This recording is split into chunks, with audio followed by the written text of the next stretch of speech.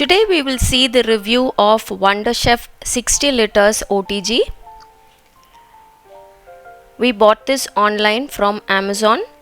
I bought it for 10,999 rupees. I bought this about 1.5 years ago.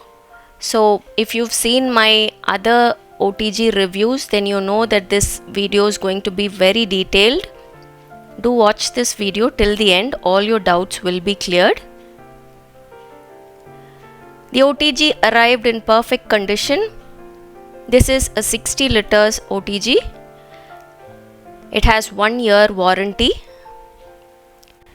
It comes with this grilling tray or a cooling rack, and then an instruction manual is included.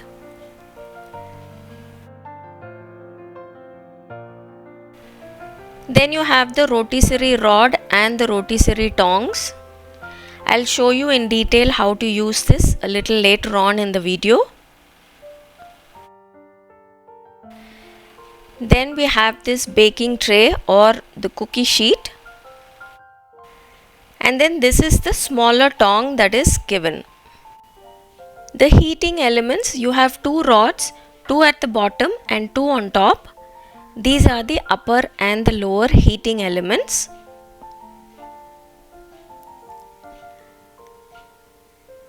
There is a light bulb, it's very bright and nice. This is the crumb tray.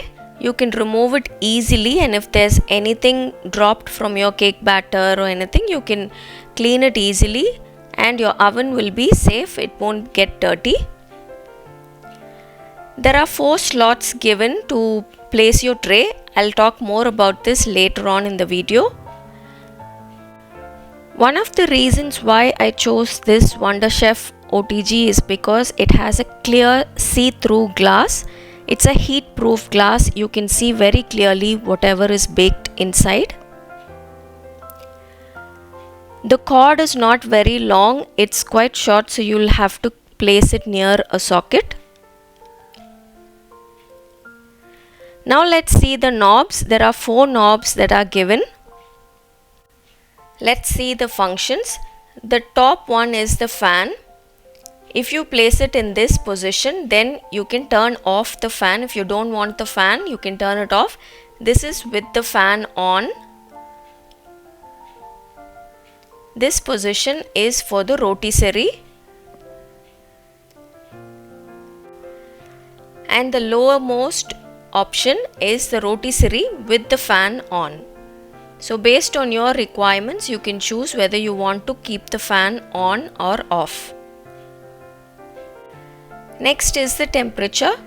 It goes from 0 to 250 degrees Celsius. You can choose any temperature that you want. If you want to bake a cake, you can place at 180, or depending on your preference, you can choose up to 250 degrees Celsius. The next is for the heating elements. You can choose which rod you want to turn on. If you choose this position, then you can turn off both the rods. I will show you when to use this a little later in the video.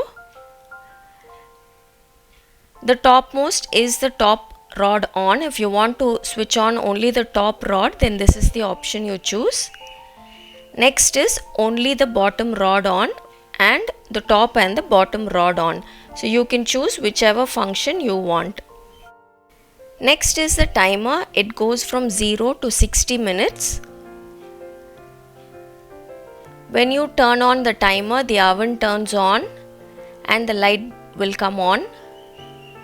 There's also a red light which glows, and when the oven turns off, there is a sound which comes and then it turns off. So now let's see how to use this rotisserie rods. Place your chicken inside in the middle and then tighten the knobs.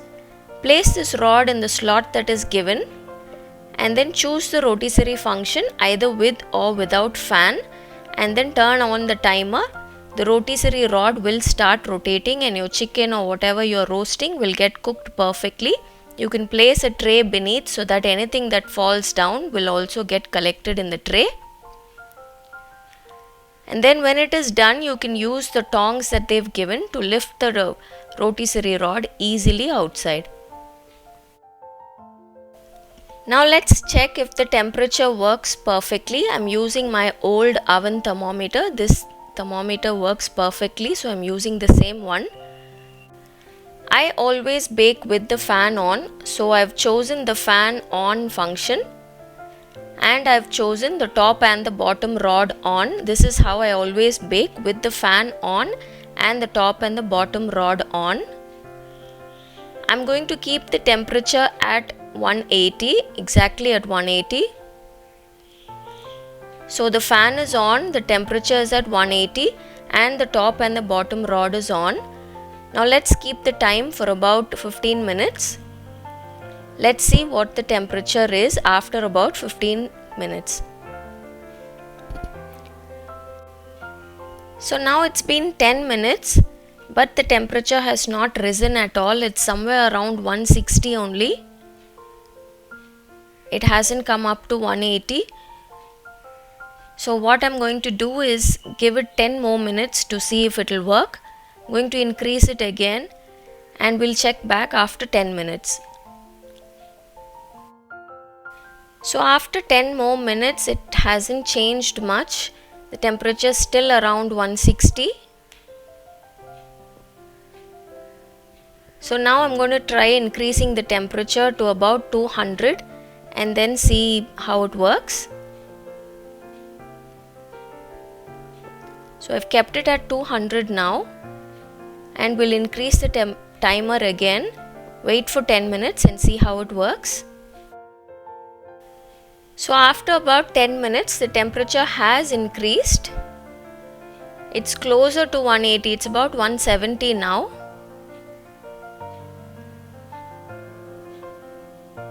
So now I'm going to try increasing a little more. I'm going to keep at about 220 to see how it works. Let's increase the timer again to 10 more minutes. I'm keeping it at 15 minutes now. So it's been 10 more minutes and now the temperature is exactly at 180.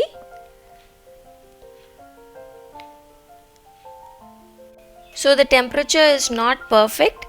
If I keep it at 220, then it reaches 180. This is for the top and bottom rod on. Each oven is different, so this is how my oven is working. You will have to do similarly to test your oven. Now let's see the next option with the bottom rod alone on. I'm again going to keep the temperature at about 180. The fan is on and I've kept the bottom rod alone on. The timer is about 20 minutes. Let's see how this works. So this is after 10 minutes. The temperature is perfectly at 180. Within 10 minutes, it's reached 180. So if you turn on the bottom rod alone, the temperature works perfectly. It reaches 180 within 10 minutes itself. If you get an oven thermometer like this, you can check your oven temperature and set it accordingly. So this is after 1.5 years. I've been using this oven for the past 1.5 years. The inside of the oven is still perfectly well, but the outsides have started rusting. The corners and the knobs have started rusting. But the inside it's still well, it's perfect, there's no rust inside the oven.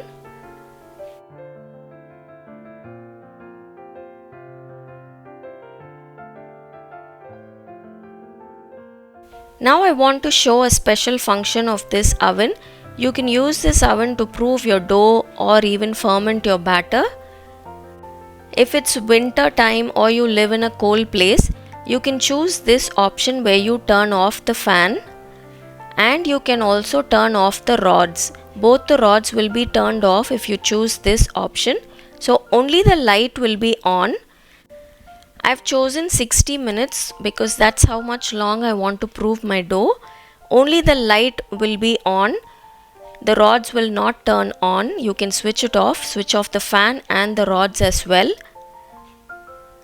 So if you live in a cold place, or if it's winter and you want to proof your dough, or if you want to ferment your batter or ferment curd, then you can use this option and you can just place it inside. Only the light will be on. There will be a slight warmth that is coming from the light alone, and this will help proof your batter much faster. So now it's been about 45 minutes. As you can see, there's still some more time left. The temperature is at 0 because we have not turned on the rods or the fan, both are at off. But my dough has proved really well. It's been only 45 minutes. As you can see, the dough has doubled in just 45 minutes. The oven is not hot at all because the rods are off. The slight warmth is only from the light, and you can use this option during winters to proof your bread dough or to ferment curd or your idli batter. So now let's see what are the trays that can be used in this oven. These are two 9-inch trays. You can fit that easily in this oven. These are two 8-inch trays. These are two long trays. One is 14 by 9 inches and the other is 13 by 8 inches. Both can fit in easily. These are two mini muffin trays, 24 cavity in total. And then these are large muffin trays. You can bake 18 muffins at a time. This is one 9-inch tray. Along with it, you can keep a 7-inch tray. And then these are 6-inch trays. These disposable ones are also 6 inches. You can place 4 conveniently, but I have baked 5 disposable 6-inch trays also at a time. These are two 7-inch trays. Along with it, you can place 2 6 inches and close comfortably. So I have never tried this option. I don't know if you can bake with the top and the bottom shelf on. I've never tried that option. There are 4 options given, 1, 2, 3 and 4, where you can place your rack. If you keep it in this topmost rack, you can use it to grill your cheese while baking pizza, or you can use it to roast something. You can also use this lowermost rack, but these are not the common rack that we use. The most common are the middle ones, the upper middle and the lower middle. When I first started using this oven, this is what I use, this position. But when I place my cake tin, you can see that it comes very close to the upper heating rods. So my cakes and my brownies used to get burnt towards the last 10 minutes. So now I'm baking in this lower middle rack. Even though this comes a little closer to the lower heating element, this is better. There's nothing right in the middle. There's one upper middle and one lower middle. If there had been an exact middle rack, it would have been better. You can use any of these middle rack position, either the upper or the lower. Both comes out well. If you're using the upper middle rack, then just make sure it doesn't get burnt towards the end. This is how I bake now. The lower middle rack is what I choose. And I want to show you the temperature settings. This is after 1.5 years of using it. As mentioned earlier, I always bake with my fan on and the top and the bottom rod on. The temperature I have kept at 250, not even 220, I have kept it at 250. The top and the bottom rod is on. My cake has been baking for some time now. The temperature, if you notice, I have kept it at 250, but my oven thermometer shows only 170. It's been 1.5 years since I'm using it. Now whenever I choose the top and the bottom rod on, even if I keep at 250, the temperature does not go beyond 170 or 180. But as mentioned earlier, with the bottom rod alone on, the temperature is always perfect. It reaches 180 even now after 1.5 years. So let's see some of my other bakes. These are chocolate chip cookies. I always bake my cookies at 160 degrees Celsius. This is my last batch of cookies. I already baked plenty of cookies and it always comes out perfectly. Now let's see some of my other bakes.